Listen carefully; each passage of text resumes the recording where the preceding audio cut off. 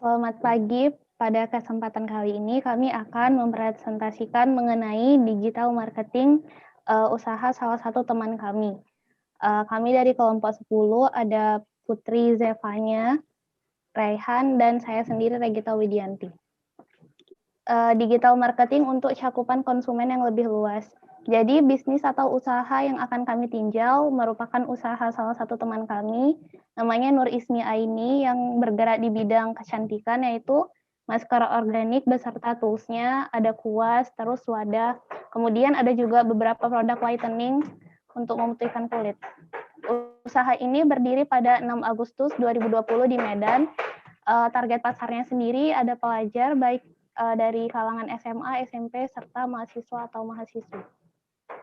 Berikut ini kami lampirkan sosial media usaha teman kami tersebut. Dia pada awalnya memasarkan maskernya itu di Instagram, kemudian beralih ke Shopee setelah beberapa saat.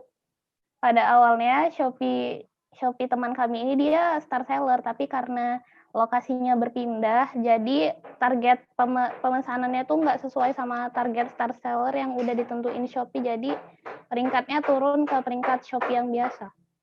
Wah, sayang sekali ya. Kemudian kami sudah melakukan survei kecil-kecilan, ada tanya jawab dengan pemilik usaha tersebut. Berikut hasil tanya jawabnya. Kami bertanya mengenai kendala apa saja yang dia hadapi dalam menjalankan usahanya. Kemudian pemilik bisnis tersebut menjawab untuk kendala terlepas dari modal yang harus dikerjakan adalah kemudian dia menjawab untuk kendala terlepas dari modal yang harus dikeluarkan adalah promosi. Masalah yang paling besar itu terletak pada memikirkan bagaimana agar promosi yang sudah dilakukan dapat secara optimal memenuhi target penjualan.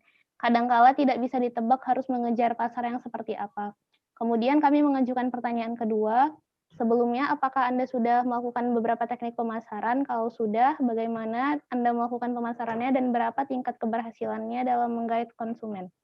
Kemudian dia menjawab, iya, dia pernah melakukan beberapa teknik pemasaran.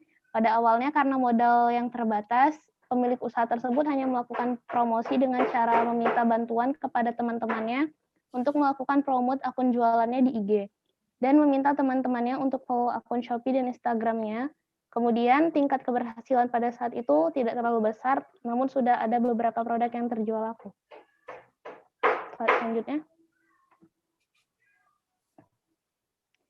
Dari tanya jawab yang telah kami lakukan, dapat disimpulkan pemilik bisnis tersebut mempunyai masalah mengenai bagaimana promosi atau marketing yang optimal serta efektif untuk meningkatkan penjualan. Jadi kami menyimpulkan ada beberapa digital marketing yang cocok dilakukan untuk menaikkan interest serta tingkat penjualan usaha tersebut. Yang pertama dengan mengandalkan fitur ads yang ada di Shopee. Sebelumnya toko Shopee usaha teman kami ini sebelumnya sudah mendapat banyak interest dari pembeli, udah ada penilaiannya juga, jadi udah punya nama lah gitu ya kan. Orang-orang juga udah berani belanja di tokonya karena udah banyak review, juga udah banyak penilaian. Jadi menurut saya kalau misalnya dia mengadakan fitur ads ini di Shopee, dengan modal 25.000 aja, itu udah bisa, apalagi jika dilakukan pada saat menjelang flash sale seperti 44 atau di 55 nanti. Dengan begitu, ads Shopee ini dia lebih efektif karena juga didukung oleh voucher gratis ongkir yang ada di Shopee. Slide selanjutnya akan dibahas oleh Baik, terima kasih saudara kita. Fitur promosi yang akan kami lakukan ialah membuat website jualan online sendiri agar efektif nantinya pembeli bisa mencari di Google. Karena berdasarkan yang kami tahu, pembeli itu mencari di Google secara umum, misalnya kosmetik wanita gitu. Jadinya mereka bisa langsung muncul gitu iklannya di Google. Nah, setelah membuat website, langkah selanjutnya adalah SEO atau Search Engine Optimization.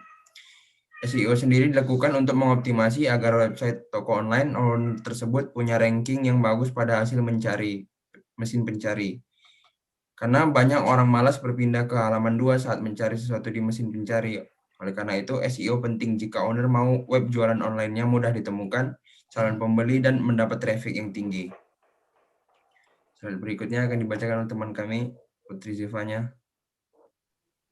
Terima kasih Saudara Rehan. Yang selanjutnya adalah konten marketing. Nah, konten marketing ini adalah cara pemasaran yang fokus kepada pembuatan dan pendistribusian konten. Konten yang sifatnya berkaitan dan konsisten, agar menarik juga dapat mempertahankan pelanggan atau audiens yang sudah ditetapkan menjadi target pasar. Dan terakhir adalah membuat Google My Business. Ini merupakan sebuah tools yang disediakan oleh Google untuk mempermudah calon klien mengetahui informasi bisnis seperti nama bisnis, alamat perusahaan, alamat email, jam operasional, website perusahaan, foto kantor, hingga review klien.